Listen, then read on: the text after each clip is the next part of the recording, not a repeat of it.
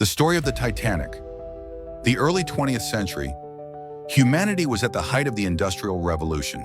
Steam power and steel had combined to create colossal ships that ruled the oceans. And among them was one that stood above all others, the ship that was said to be unsinkable, RMS Titanic. Titanic was more than a vessel. It was a symbol of human ambition, technological pride, and the stark contrast between wealth and poverty. But it would soon become the stage for one of the most tragic stories in history. The construction of the Titanic began in 1909 at the Harland and Wolff shipyard in Belfast, Northern Ireland.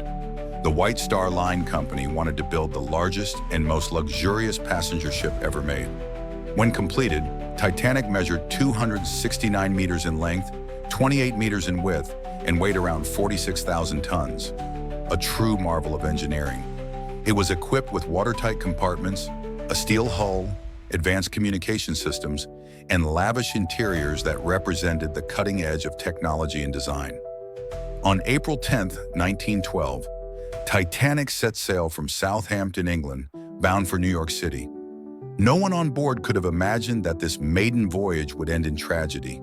There were over 2,200 passengers and crew members on board, including some of the richest men in the world, artists, families seeking a new life, and immigrants dreaming of opportunity in America.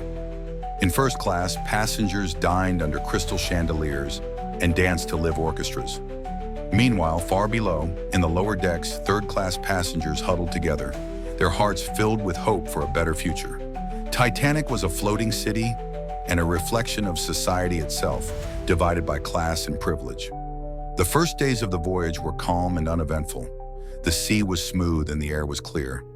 But as the ship sailed further into the North Atlantic, ice warnings began to arrive. Several messages were sent by nearby ships, warning of dangerous icebergs ahead. Unfortunately, many of these messages never reached the bridge. The ship's radio operators were overwhelmed with passenger communications and failed to deliver them. Then came the night of April 14, 1912. At around 11:40 p.m., the lookouts spotted a dark shadow looming ahead, an iceberg. They rang the warning bell and called the bridge. The officers reacted instantly, ordering the engines reversed and the helm turned hard to port. But the Titanic was enormous, far too large to turn quickly. Moments later, the ship brushed against the iceberg on its starboard side. The impact seemed minor at first. Many passengers didn't even notice. But beneath the surface, the iceberg had torn open the hull in several places. 5 watertight compartments were breached, enough to seal the ship's fate. Titanic was doomed. Captain Edward Smith and shipbuilder Thomas Andrews inspected the damage. Andrews delivered the devastating news: the ship will sink. The unthinkable had happened. The unsinkable ship was going down. Water began flooding the lower decks, where third-class passengers were housed. Panic spread quickly. At midnight, the order was given to begin evacuation. But there was a grim problem. Titanic had only 20 lifeboats, enough for about half of those on board. Worse still, many of them were launched half-empty amid confusion and fear. "Women and children first," the officers shouted, but chaos reigned. Some men tried to force their way onto the boats.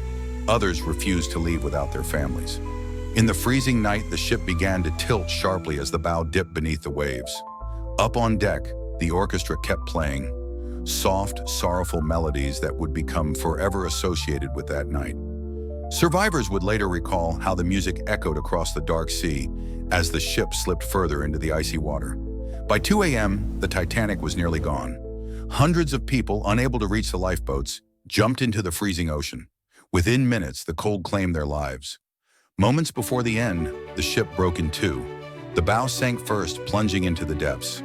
The stern rose high into the air, then snapped and disappeared beneath the waves with a thunderous roar. More than 1,500 souls perished in the icy Atlantic that night. Only about 705 people survived. They were rescued by the RMS Carpathia, which had received Titanic's distress call and raced through dangerous ice fields to reach the scene. When the sun rose, all that remained were floating debris, overturned lifeboats, and a haunting silence over the ocean. When the survivors finally reached New York, they were greeted as heroes, but their eyes told another story. the pain of witnessing unimaginable horror. They had survived one of the greatest maritime disasters in human history. In the aftermath, investigations revealed a chain of human errors: ignored warnings, excessive speed, too few lifeboats, and inadequate evacuation procedures. The Titanic disaster changed maritime law forever. Ships were now required to carry enough lifeboats for everyone on board, maintain 24-hour radio communication, and establish an international ice patrol. Decades later, in 1985, oceanographer Robert Ballard discovered the wreck of the Titanic nearly 3,800 meters below the surface of the North Atlantic. The ship still rests there today, silent, rusting, but eternal. Titanic became more than a shipwreck. It became a lesson, a reminder of human arrogance, of misplaced faith in technology, and of the fragility of life. The unsinkable ship had sunk, taking with it the illusion of human invincibility. Even now, over a century later, the name Titanic evokes sorrow and awe. Because Titanic didn't just sink that night, it lives on every time its story is told. It is no longer just a shipwreck. It is a monument to human ambition, tragedy, and humility.